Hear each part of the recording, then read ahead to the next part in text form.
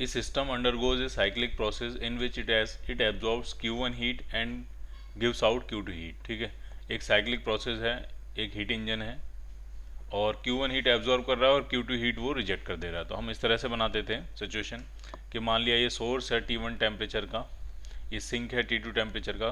T1 temperature के source से कितनी हीट एब्जॉर्ब करी? Q1। ठीक, ये आपका वर्किंग सब्सटेंस है और कितनी हीट रिजेक्ट कर देना है उसने सिंक में? Q2। और इस प्रोसेस में कुछ वर्क कर देना है W। ठीक है, तो फर्स्ट लॉ ऑफ थर्मोडाइनमिक्स कहें या फिर एनर्जी कंजर्वेशन कहें तो उससे ये होता था कि जो हीट इनकमिंग है वही होगी heat outgoing plus work done के बराबर। तो अगर वर्क डन निकालना होगा तो किसके बराबर आ जाएगा? Q1 माइनस Q2 के बराबर। ठीक, दूसरा फॉर्मूला हमारा बनता था एफिशिएंसी का। तो एफिशिएंसी इस तरह से डिफाइंड थी, work done per unit heat absorbed. ठीक, ये जो रिजेक्टेड हीट है ये इस सिस्टम के काम नहीं आती है, इस हीट इंजन के काम नहीं आती, तो ये हमारे लिए वेस्ट हो जाती है। तो जो एब्जॉर्ब्ड हीट है वो Q1 है और वर्क डन जो है वो W है। तो एफिशिएंसी डिफाइंड है work done per unit absorbed heat. ठीक, तो देखते हैं जरा कौन कौन से ऑप्शंस करेक्ट हैं। पहला तो गलत हो गया और दूसरा आपका सही है। Work done per unit heat absorb जो है वही किसके बराबर होगा? आपका एफिशिएंसी के बराबर होगा। So your answer is B part.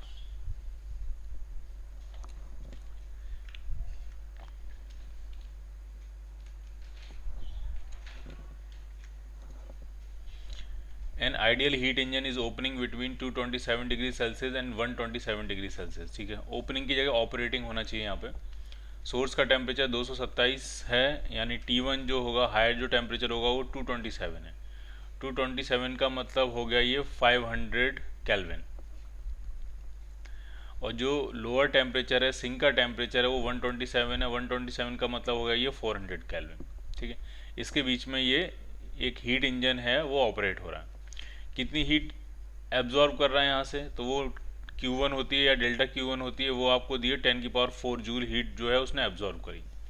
और ये पूछे एब्जॉर्ब हीट का कितना हिस्सा वो वर्क डन में कन्वर्ट करेगा और कुछ हिस्सा वो रिजेक्ट कर देगा। तो हम दोनों ही फाइंड कर सकते हैं, कितना रिजेक्ट कर दिया डेल्टा Q2 भी फाइंड कर सकते हैं और कितना वर्क डन कर दिया वो भी फाइंड कर सकते हैं। तो हमें तो इस क्वेश्चन में सिर्फ वर्क डन निकालना है। तो जो एफिशिएंसी का फॉर्मूला होता है, अगर आइडियल सिचुएशन है तो 1 माइनस T2/T1 ये एफिशिएंसी बनेगी और यही होता है work done per unit heat absorb. ठीक, सारी वैल्यू डालते हैं यहाँ से, सिर्फ वर्क डन ही अननोन है वो हम फाइंड कर लेंगे। तो 1 माइनस T2 है आपका 400, T1 है आपका 500, तो ये हो गया 4/5 is equal to work done आपको निकालना जो हीट एब्जॉर्ब है वो 10⁴ है। तो 1 माइनस 4/5 जो हो गया वो हो गया 1/5 और इंटू 10⁴ ये ऊपर आ जाएगा और ये हो गया वर्क डन। तो जो वर्क डन आपका आएगा वो आपका 2000 जूल आ जाएगा। इसका मतलब 10,000 जूल उसने हीट एब्जॉर्ब करी थी, 2000 जूल वर्क डन कर दिया, तो जो हीट रिजेक्टेड होगी वो कितनी होगी? 8000 जूल होगी। जो लोअर टेम्परेचर पे जो हीट रिजेक्ट कर दी होगी वो कितनी होगी? 8000 joule.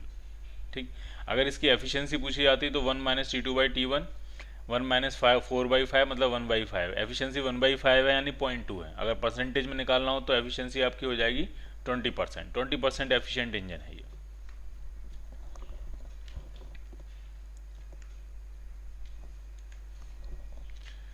The inside and outside temperature of a refrigerator are, inside और आउटसाइड टेम्परेचर दिया है। ठीक है, तो जो रेफ्रिजरेटर होता है वो उल्टा चलता है। ठीक है, वो क्या करता है? लोअर टेम्परेचर T2 से हीट एक्सट्रैक्ट करेगा, Q2 कह देता हूँ मैं इसको, या डेल्टा Q2, और उसको हायर टेम्परेचर पे उसको फेंकना है। हायर टेम्परेचर T1 पे उसको हीट को रिजेक्ट कर देना है। लेकिन अभी स्पॉन्टेनियस प्रोसेस तो है नहीं, तो इसमें वर्क करना पड़ता है।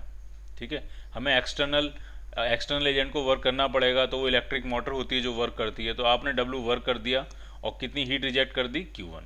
लेकिन फर्स्ट लॉ ऑफ थर्मोडायनेमिक्स या एनर्जी कंजर्वेशन यहाँ भी चलेगा, अंदर से कितनी हीट एक्सट्रैक्ट करी? Q2, और एक्सटर्नल मोटर ने उसके ऊपर कितना वर्क कर दिया? W। तो कितनी हीट रिजेक्ट करेगा? तो जो Q1 होगा वो आपका हो जाएगा Q2 प्लस W। तो ये इक्वेशन वैसी की वैसी ही है।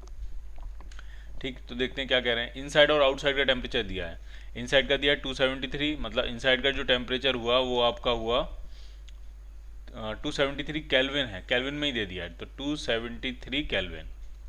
और आउटसाइड का जो टेम्परेचर है वो 303 केल्विन, सब कुछ केल्विन में ही आपको दे दिया। ठीक है, assuming that the refrigerator cycle is reversible, मतलब आइडियल सिचुएशन की बात कर रहे हैं, रिवर्सिबल साइकिल है, कार्नोट साइकिल का रिवर्स होगा वो। For every joule of work done the heat deliver to the surrounding, अगर वर्क डन 1 जूल है तो कितनी हीट डिलीवर होगी सराउंडिंग में, ये आपसे पूछ रहे हैं। ठीक, तो जरा समझिए, इसमें अगर हम, इसमें जो टर्म होता है वो कोफिशिएंट ऑफ परफॉर्मेंस का होता है बीटा। तो जो बीटा डिफाइंड है आपका, वो डिफाइंड है heat extracted per unit work done. अंदर से आपने कितनी हीट एक्सट्रैक्ट करी है पर यूनिट वर्क डन, इस तरह से ये बीटा डिफाइंड। क्लियर है ये? ठीक। और टेम्परेचर के टर्म्स में जो बीटा की वैल्यू आती है, टेम्परेचर के टर्म्स में अगर हम बीटा की वैल्यू लिखें तो ये आ जाती है T2 upon T1 minus T2। अब करना क्या है वो समझिए। आपको टेम्परेचर्स दिए हैं, T2 पता है, T1 पता है, तो टेम्परेचर के टर्म्स में कोफिशिएंट ऑफ परफॉर्मेंस निकाल लोगे। और कह रहे हैं अगर हम 1 जूल वर्क डन करें तो कितनी हीट सराउंडिंग में हम रिजेक्ट करेंगे। तो 1 जूल वर्क डन के लिए W की वैल्यू अगर हम 1 जूल डालेंगे तो Q2 निकाल लेंगे। कितनी हीट हमने यहाँ से एब्जॉर्व करी वो हमें पता लग जाएगा। और हीट एब्जॉर्ब पता है और वर्क डन 1 जूल पता है, तो कितनी हीट रिजेक्ट करेंगे वो हम इस इक्वेशन से फाइंड कर लेंगे। ठीक है, तो करना शुरू करते हैं फिर। Q2 निकालना है, वर्क डन आपका 1 जूल है, T2 टेम्परेचर जो है वो 273 है, अपॉन 303 माइनस 273, तो ये 30 डिग्री हो जाएगा। तो पॉइंट हटाएंगे तो ये आपका यहाँ लग गया 0, और 3 से कैंसिल करेंगे तो ये आपका हो जाएगा 9.1। ठीक, कितना हो जाएगा 9.1 जूल। ठीक है, तो इतनी अगर आपने वर्क डन 1 जूल किया है तो यहाँ से जो हीट एक्सट्रैक्ट करी है अंदर से वो 9.1 जूल है। तो बाहर सराउंडिंग में कितनी आप रिजेक्ट करोगे, तो 1 प्लस 9.1 तो ये हो जाएगा आपका 10.1 जूल। 10.1 जूल जो है वो हीट हम क्या करेंगे सराउंडिंग में हम क्या कर देंगे, रिजेक्ट कर देंगे। So your nearest answer is 10 joule. Clear? A Carnot engine has a efficiency of 50% at sink temperature 50 degree Celsius. ठीक है, एक कार्नोट इंजन है, उसके पास एफिशिएंसी जो है वो 50% है, और सिंक का टेम्परेचर कितना दिया है 50 डिग्री सेल्सियस। ठीक है, और सोर्स का टेम्परेचर आपसे पूछ रहे हैं, तो बहुत ही सिंपल है। जो कोफिशिएंट जो एफिशिएंसी का फॉर्मूला होता है वो होता है 1 माइनस T2 बाई T1। ठीक, अब एफिशिएंसी दी है आपको 50%। 50% का मतलब एफिशिएंसी है हाफ हुई एफिशिएंसी। 1 माइनस T2 जो होगा सिंक का टेम्परेचर होगा वो है 50 डिग्री सेल्सियस, तो ये हो गया 273 प्लस 50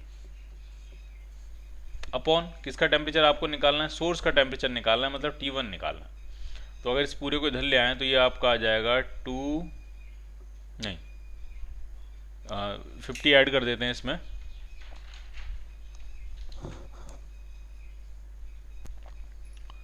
तो ये आपका बन जाएगा आपका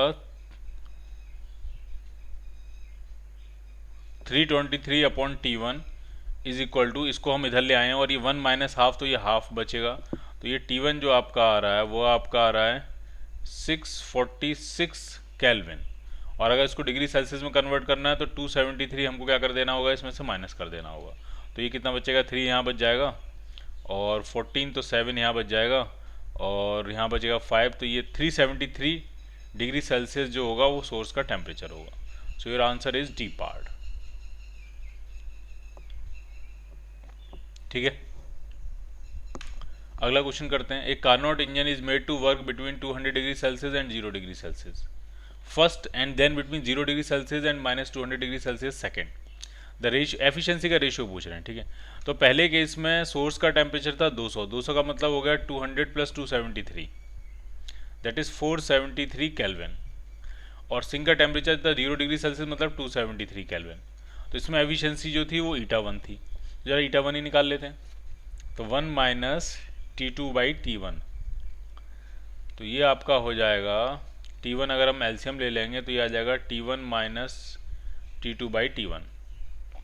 तो T1 है 273, T1 है 473, T2 है 273, तो माइनस जब करेंगे तो ये आपका आ जाएगा 200 अपॉन T1 हो गया 473, तो ये इसकी एफिशिएंसी होगी ईटा1। अब अगर ईटा2 निकालें तो ईटा2 के लिए जो हीट इंजन है वो आपका चल रहा है 0 और 200 के बीच में। तो 0 का मतलब हो गया 273 केल्विन, और माइनस 200 का मतलब हो गया आपका 73 केल्विन, इसके बीच में चल रहा है। ये T1 बनेगा और ये T2 बनेगा। अब जरा इसकी एफिशिएंसी फाइंड करते हैं, ईटा 2, तो ये भी वही होगा T1 minus T2 upon T1। सो T1 माइनस T2 तो आपका 200 का ही गैप है, और T1 जो है वो आपका हो गया 273। ठीक, अब आपको निकालना ईटा 2 अपॉन ईटा 1, दोनों की एफिशिएंसी का रेशियो निकालना है। तो ये हो जाएगा 200 अपॉन 273 डिवाइडेड बाई 200 अपॉन 473। तो इससे ये कैंसिल आउट हो जाएगा, पूरा 2 बार तो नहीं जाएगा, 2 से कम बार जाएगा, तो आपका आंसर मुझे एक ही इसमें दिखाई दे रहा है, 1.73:1। सो your answer is D part.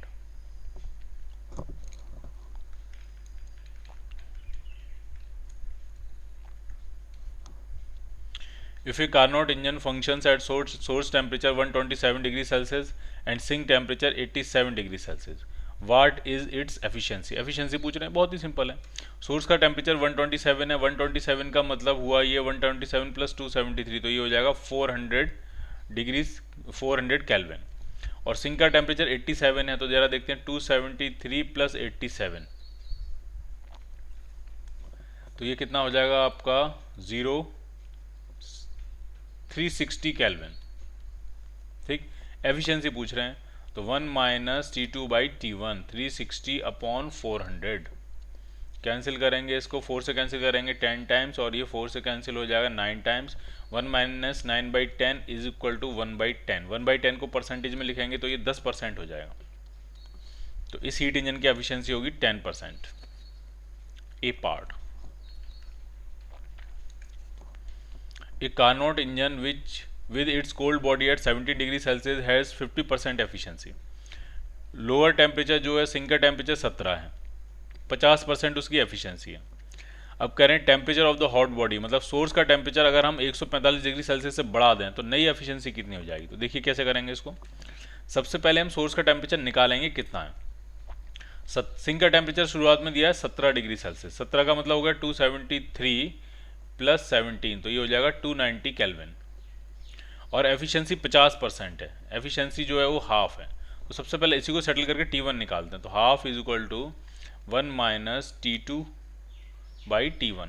तो मुझे यहाँ से लग रहा है सॉल्व करके T1 जो आ जाएगा वो 580 के बराबर आ जाएगा, 580 केल्विन के बराबर आ जाएगा। तो T1 की वैल्यू आ गई आपकी 580 केल्विन। T1 हो गया आपका 580 केल्विन और T2 आपका हो गया 290 केल्विन, और एफिशिएंसी हो गई half. If the temperature of its hot body is now increase by 145 degree Celsius, अगर हम हॉट बॉडी का टेम्परेचर 145 से बढ़ा दें, ठीक है, तो अब नया टेम्परेचर कितना हो जाएगा। 145 डिग्री सेल्सियस से बढ़ाओ या 145 केल्विन से बढ़ाओ, एक ही बात होती है। चेंज में केल्विन और डिग्री सेल्सियस सेम होते हैं। तो प्लस 145 हमने बढ़ा दिया, तो नया जो टेम्परेचर हो गया आपका वो आपका हो गया 725 केल्विन, और सिंक का टेम्परेचर वही है 290 केल्विन। तो जो एफिशिएंसी हो जाएगी 1 माइनस या T1 minus T2 by T1। तो आप इसको सॉल्व कर लो, 725 माइनस 290 अपॉन 725 माइनस 290 अपॉन 725। आप इसको सॉल्व कर लो और आपको एक आंसर मिल जाएगा। तो ये एग्जैक्टली सॉल्व करके आ रहा है आपका 0.6, इसका मतलब नई एफिशिएंसी हो जाएगी 60%।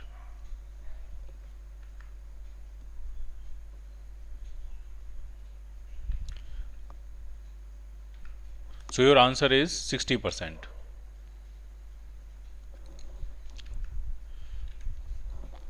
The heat reservoir of an ideal Carnot engine is at 800 Kelvin and its sink is at 400 Kelvin.